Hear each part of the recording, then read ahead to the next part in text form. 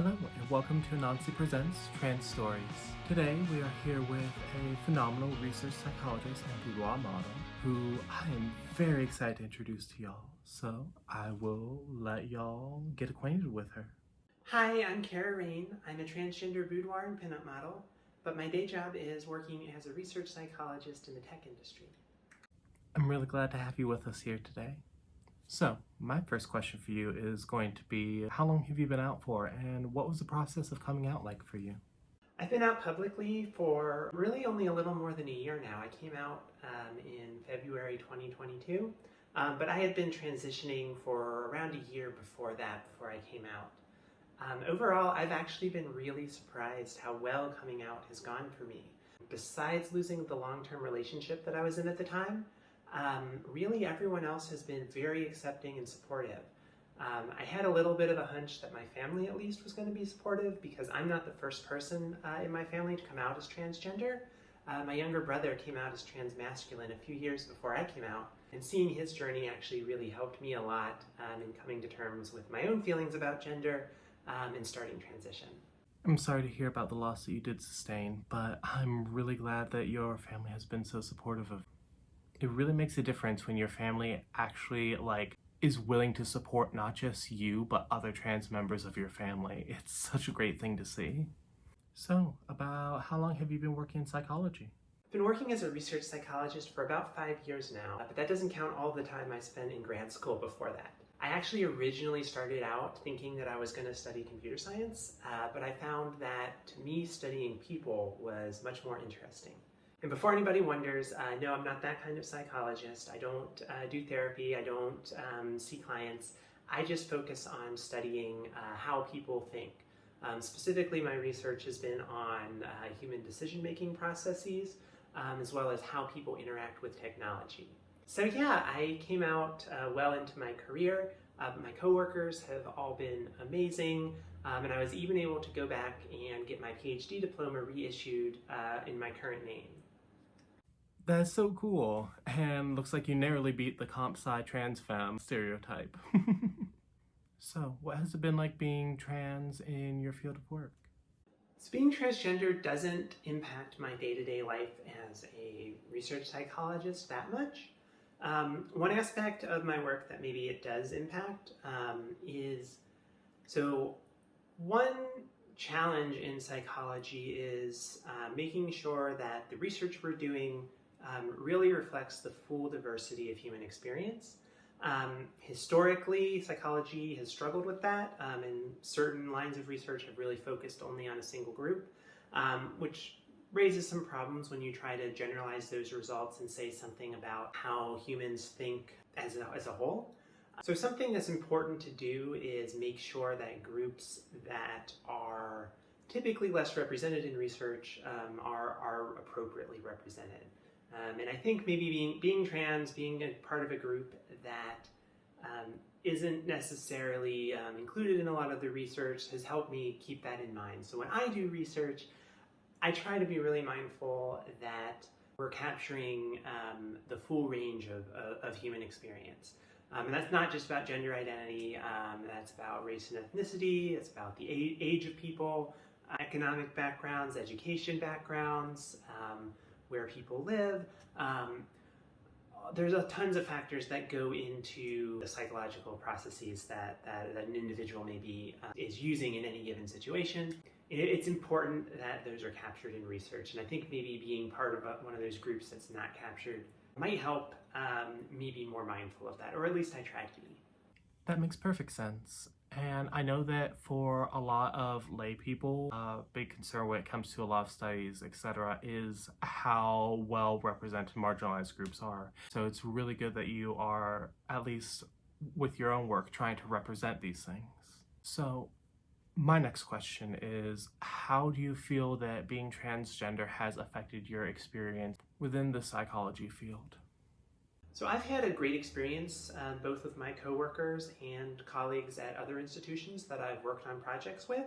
No one has been disrespectful to me. No one has deliberately misgendered me. I don't know how much that's true because of the field of psychology that I'm in, or if I just got lucky and I have a great group of people to work with. If I had to guess, I would probably wager that psychology is probably more trans accepting than average. Just from what I know about my experience and the kind of people who tend to pursue psychology. But I wouldn't say that that's universal. I'm sure, just like every other field, that there's a lot of work to be done, and there are going to be some bad people in the field. I do have some other colleagues who are psychologists and also are trans. I'll have to check with them and see if their experience has been similar or different to mine. That's fair. And I know that with some fields, it can be a lot harder to generally apply statements like that because some are a lot more interconnected than others and some are more isolationist than others. So, do you have any advice for trans folks who may be interested in psychology or want to get into psychology as a career field? So if you like the field of psychology, there's actually a lot of career opportunities in it in a lot of different industries. What I would recommend, though, is taking a look at what you really want to do in psychology. Do you find the aspect of being the kind of psychologist who sees clients and does therapy? Is that what's appealing? Is it doing scientific research? Is it being in an academic setting and teaching? There are lots of different specializations in psychology, and most of them you can go all of these different career routes. So spend some time thinking about the different specializations and what you really want out of it. Because for a lot of them, you actually don't necessarily need an advanced degree. So obviously having a PhD, like I got, is helpful, especially if you're really invested in the field. But for a lot of careers, a master's degree or an undergraduate degree even is really all you might need. So definitely look at that. If you do decide to go the long route and get the PhD, look for a program that pays you a stipend. It's not going to be much, but it will help you through that period where you don't really make any money because you don't have a real job yet. And it will help you not have to take on more student loan debt, which can be a problem. Thank you for that advice. So, now we're going to pivot to the other side of your interests with your boudoir modeling. So, tell us a little bit about how you got into it, how you started doing it. I've only been modeling for about a year now. Modeling is something that I always wanted to do, but I thought it was just a silly dream, especially before I realized that transitioning was possible for me. I booked my first photo shoot a few months after I publicly came out. It was a pinup shoot. I did it as a birthday present to myself, and I thought it was just going to be a one-time thing where I'd get the experience, I'd say I'd been able to do it, and that would be it. But I loved it so much that I came back the next month, and then the month after that, and before I knew it, I was booking multiple photo shoots every month and was starting to branch out into other styles, including the boudoir that I do a lot of now. That's so cool. And I've done some modeling, semi-professionally, I suppose, but it's something that I've always wanted to get more into because, yes, I've done OnlyFans type stuff. However, it just feels significantly different when you have someone else shooting for you instead of you having to deal with all the shots yourself, which I know that you are also experienced in. But I am really glad to hear about that, especially the fact that it was a lifelong dream that you just got to finally experience. That's so good. So, how about you tell me a bit more about being trans in modeling? So I don't typically highlight the fact that I'm transgender in my photo shoots. I don't hide it either. So for me, modeling fulfills a creative need that I didn't really even know that I had until I started it. For me, modeling is an expressive art form. It's one that, yes, lets me create a beautiful image, but it also lets me celebrate my body and what I can do with it and what I've been able to make it. And I'm sure that that's true for lots of models, including cisgender ones, but I feel like that's especially important for me as a transgender person. Getting to show how I've taken ownership of my body and made it into something that I didn't think was possible for me. It's just an amazing experience. I don't know of a way that I can express that better than through my modeling.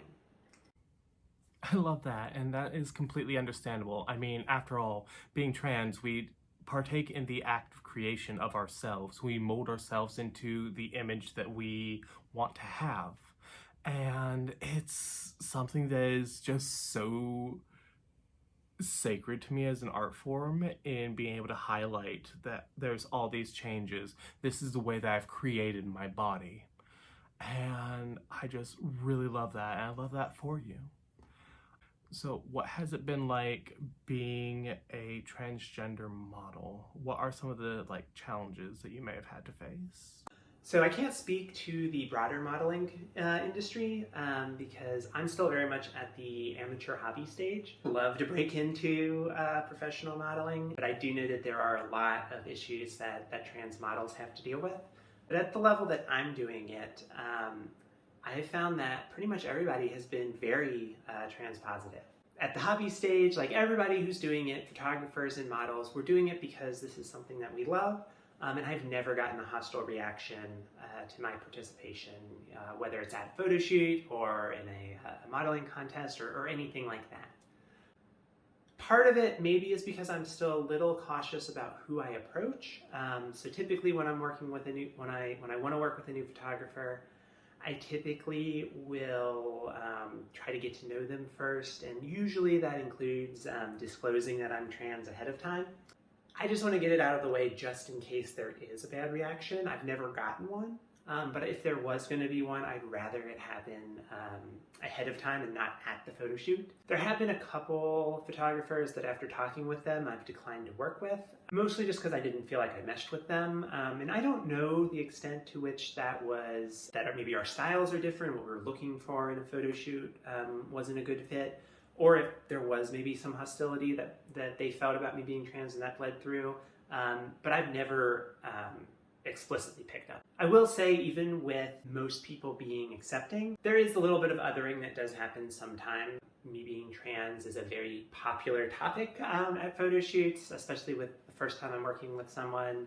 And I get both from other models and from photographers, I get the "you're so brave for doing this" speech. And that gets old. But overall, I've found people to be very supportive. I'm really glad that that's been your experience. I completely believe that brave should be a slur for trans folks because you hear it so often and it is always used in that context, and I've grown to hate it so much. So I completely understand you getting tired with it. And like with psychology, do you have any advice for anyone who wants to start getting into modeling as a hobby, as an interest, etc.? If you're thinking about modeling, I just say go for it. It's going to be a great experience. Boudoir, pinup, fashion, glamour, whatever style you want to go with, you're going to feel great having done it. To get started, I would say try researching a few different photographers in your area and reach out and talk to them and see who's maybe a good fit. I promise if they're a good photographer, you're going to get photos that will look amazing. You'll have a great experience, even if you don't think it's possible for you to have great photos of you, if you don't think that it's possible for you to be beautiful. I promise a great photographer is going to be able to get it. You'll feel amazing. One thing to know going into a photo shoot like this, know what you're going to get for what you pay the photographer. Know how many photos you're going to get, what format they're going to come in, what you're allowed to do with them. So most often you'll get just a personal use license, which means you can share them on social media, whatever you want. Most of these are not going to be for your OnlyFans. If you have extra questions about that, message me later. But again, this is all for modeling as a hobby, not as professional modeling. If you do break into professional modeling and get some success there, maybe you have some advice for me, and definitely let me know, because I haven't got that part down yet. That is super fair, and pretty much all the modeling that I've done has been trading, so I haven't really had to get into the paying for the work being done side of things yet, but that is completely understandable, especially when you're working with good photographers. They deserve to be paid for their work. All right, so my last question is going to be, do you wish that you had started earlier on into your transition, or do you kind of feel like it's affected the way that your transition has gone to have been doing modeling for so much of it? So yeah, a big part of me wishes that I started doing this much sooner. I wish that I was starting modeling in my 20s, not in my 30s. At this point, at this age, I don't have huge hopes that I'm really going to be able to turn it into anything super successful professionally. If I was starting this 10, 15 years ago, who knows? I mean, that's not stopping me from trying anyway now, but I am trying to be realistic. But at the same time, I just wasn't ready earlier. I didn't start transitioning until my mid-30s. I didn't have the self-awareness to fully process my own feelings about myself. I had built in a lot of repression, and it just took me a long time to come to terms with who I was and who I could be. And really, though, modeling came along at the right time for me, all things considered. I was only just finally starting to feel comfortable in my skin after about a year into transition when I decided, let's go ahead and do this photo shoot. In modeling, it's just been an amazing experience. It's helped my self-image so much. It's helped me come to love myself even more. It's helped me come to realize what I'm actually capable of. It's been amazing to see myself pushing myself farther and farther at each photo shoot. So yeah, while there's a big part of me that wishes I got into this much sooner, I'm so happy that I got here eventually, and I'm really excited to see where I am able to take it next. I'm really excited to see where you take things too. So this is the end of the questions that we have for you today. However, it has been absolutely phenomenal having you with us today, and I'm really glad that you were willing to come on and speak with us. So this has been Cara Rayne, and you can also find her on Instagram, on Twitter, and on OnlyFans. And the links for those will be in bio. Well, I've been Anonsee Matrix, and this has been Anonsee Presents Trans Stories. Thank you for being with us.